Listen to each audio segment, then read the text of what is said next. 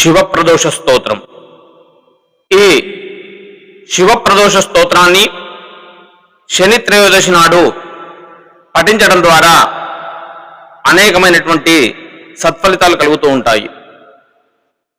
జాతకరీత్యా శని భాగలేని వారు, శని దశ అంతర్దశలు జరుగుతున్న వారు, ఏళ్లనాటి శని, అర్ధాష్టమ శని, అర్ధాష్టమ శని, అష్టమ శని, ఇలా శని దోషం వలన ఎవరైతే పీడింపబడుతున్నారో అటువంటి వారు శనివారం రోజున, శని త్రయోదశి రోజు, శనిహోరలో మరియు శని ప్రదోష సమయంలో ఈ యొక్క శివప్రదోష స్తోత్రాన్ని పఠించడం చాలా మంచిది. శనివారానికి స్థితికారకుడైనటువంటి శ్రీమన్నారాయణుడు అధిపతి, త్రయోదశికి అధిపతి కామదేవుడు అంటే శివుడు. అలా శివకేశవుల క్రియలకు శని అధిపతి అయ్యాడు. అందుకోసమే శని త్రయోదశి శనికి చాలా ఇష్టమైన రోజు. త్రయోదశి తిథి శివుడికి ఎంతో ప్రీతికరమైనది. క్షీరసాగర మదనం జరిగి అమృతం ఉద్భవించిన తర్వాత ఆలాహలాన్ని దిగమింగి తన కంఠంలో దాచుకొని లోకాలను కాపాడినటువంటి శివుడు, ఆ యొక్క శివుడికి కృతజ్ఞతలు చెప్పడానికి దేవతలందరూ కూడా ఆయన దగ్గరికి వచ్చారు. అది ఈ త్రయోదశి తిథి నాడే అని పురాణాల ద్వారా తెలుస్తూ ఉంది.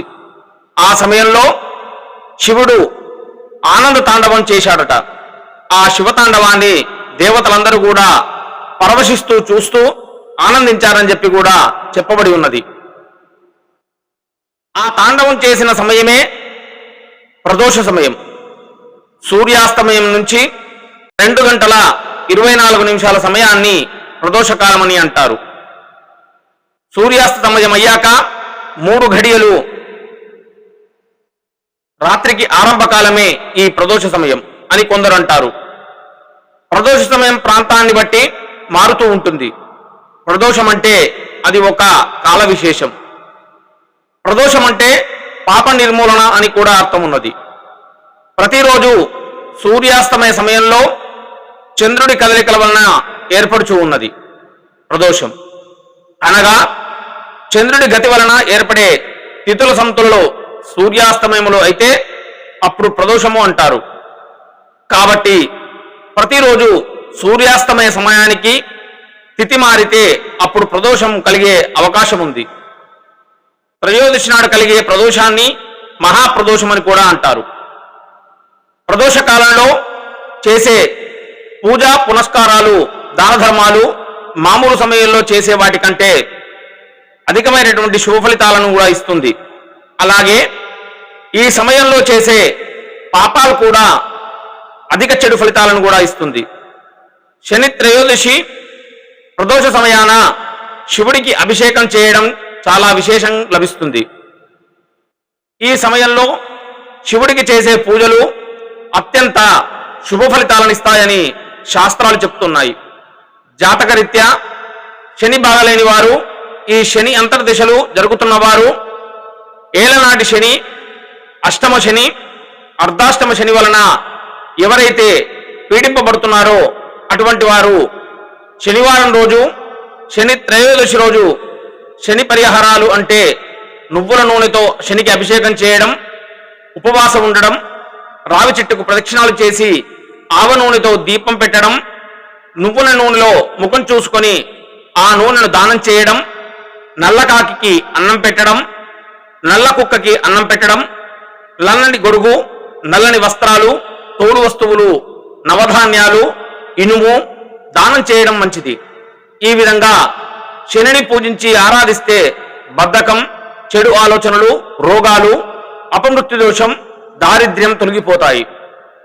వృత్తిపరమైన సమస్యలు, వివాహంలో ఆటంకాలు, శత్రుభయం, కోర్టు సమస్యలలో ఉన్నవారు ఈ సమస్యలన్నీ కూడా తొలగిపోతాయి.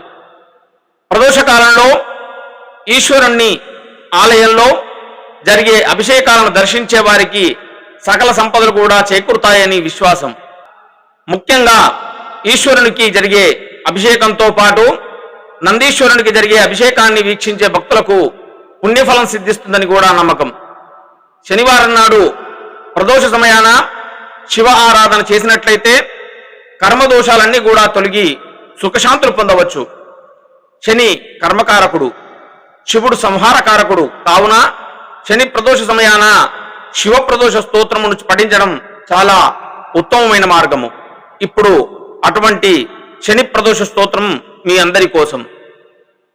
కైలాసశైల భవనేత్రి జగజ్జనిత్రీం గౌరీం నివేశ్య కనకాంచిత రత్నపీఠే నృత్యం విధాతుమభివాంఛతి శూలపానౌ దేవాః ప్రదోష సమయేను భజంతి సర్వే